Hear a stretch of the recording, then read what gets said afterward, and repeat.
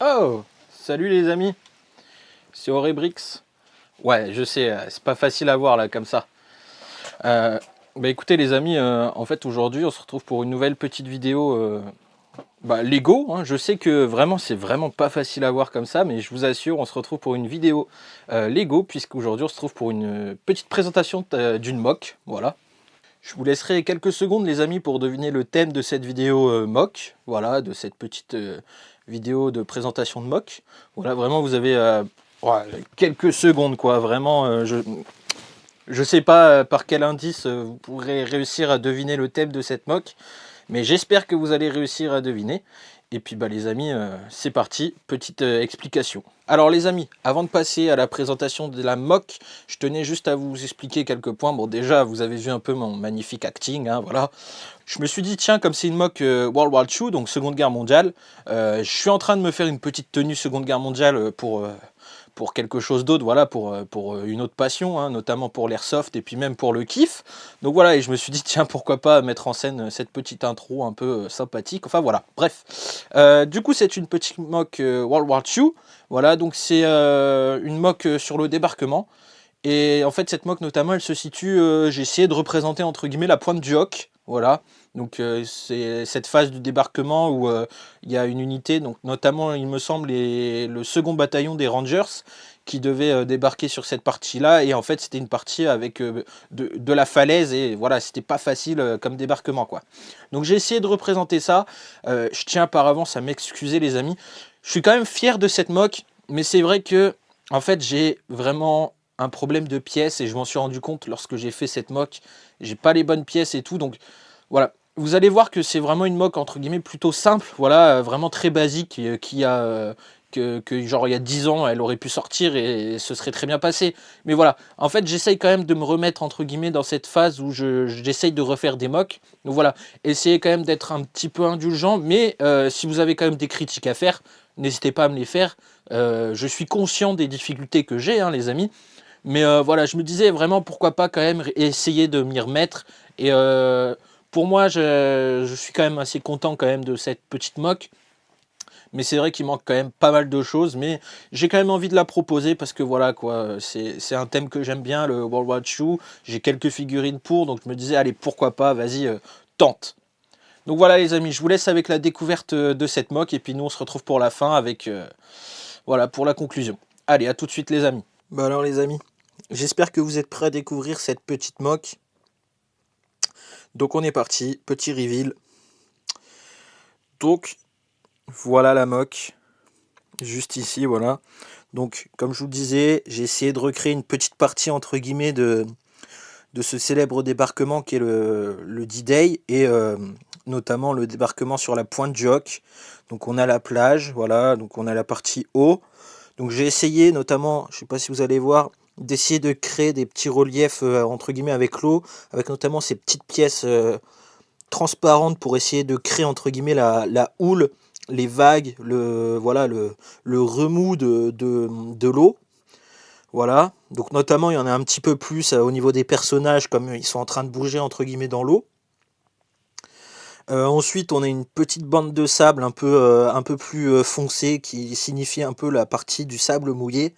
Et après, on a directement la plage. Alors, je sais qu'il n'y a pas beaucoup de détails sur la plage. J'aurais pu essayer de mettre un petit peu plus de barbelés, des herses, les croix là, vous savez là, pour empêcher les tanks de passer et tout ça. Mais malheureusement, j'ai pas vraiment les pièces qu'il faut pour. Quelques petits détails, on a notamment quelques trous là, par-ci par-là. Ici, un plus grand. Alors, ensuite, je sais que beaucoup vont critiquer euh, notamment cette partie-là qui est la falaise, parce que tout simplement j'ai utilisé des pièces déjà toutes faites de falaise. Alors, j'aurais pu en faire, vous allez me dire, c'est vrai, mais comme je vous l'ai dit, voilà, malheureusement j'ai pas les pièces pour. J'ai pas les pièces grises pour faire ça, j'ai pas les slops et tout ça, j'ai pas du tout de ce genre de pièces pour créer une falaise comme ça, donc voilà. Après j'ai essayé d'y mettre un peu de détail au-dessus avec quelques petites platelets, quelques petites round plates, enfin voilà. J'ai essayé de faire un peu de choses pour essayer de casser un peu ce côté linéaire des pièces déjà toutes faites. J'ai mis quelques verdures, bon, Voilà, histoire de casser un peu tout ça.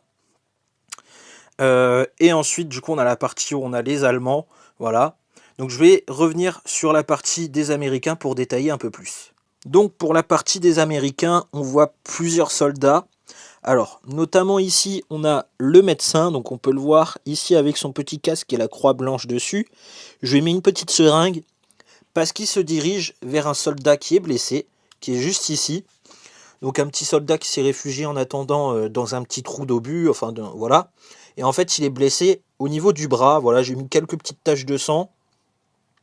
Donc voilà, on voit ici qu'il est blessé au niveau du bras. Voilà, donc il lève la main pour appeler le médic, le médecin. Ensuite, ici, on a un servant de mitrailleuse. Donc pourquoi? Parce qu'il tient le petit bipied de la mitrailleuse.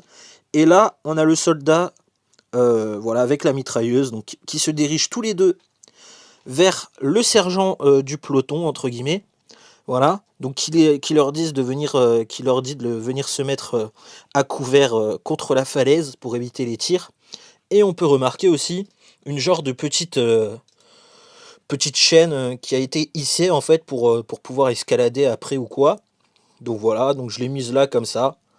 Je sais pas si c'est vraiment ça qui a été fait ou quoi, mais vraiment juste pour imager en tout cas le truc. Et enfin, par là-bas, on a un soldat, et notamment, vous voyez sur le casque, on peut voir sur le casque le deuxième, le petit logo du 2, puisque et en fait il s'agit du second bataillon des Rangers, notamment cette figurine-ci.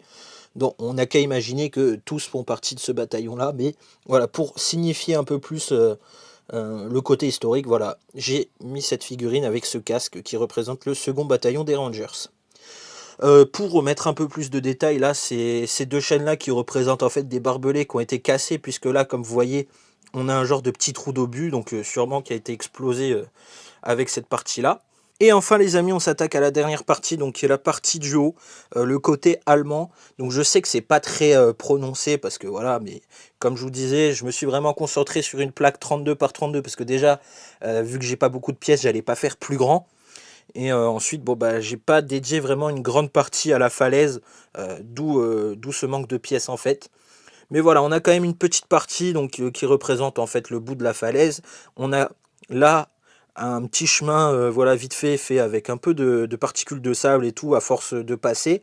Voilà. Et sinon, en fait, c'est tout simplement de la verdure, de la végétation, en fait, sur la partie là, hein, parce que c'est vraiment proche du précipice.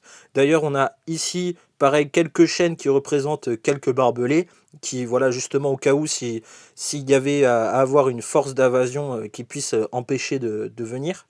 Donc voilà. Donc on a un soldat allemand qui suit un lieutenant ou un sergent, voilà, un officier allemand, donc avec, on peut le voir, un Luger. Ensuite, là, on a un soldat dans un camouflage spécial, entre guillemets, voilà, qui tire, qui se prépare à tirer. Et enfin, voilà, sur cette partie, il y avait beaucoup de blocos, donc on a un petit bunker, voilà, avec notamment un soldat à l'intérieur avec une MG34, si je ne m'abuse.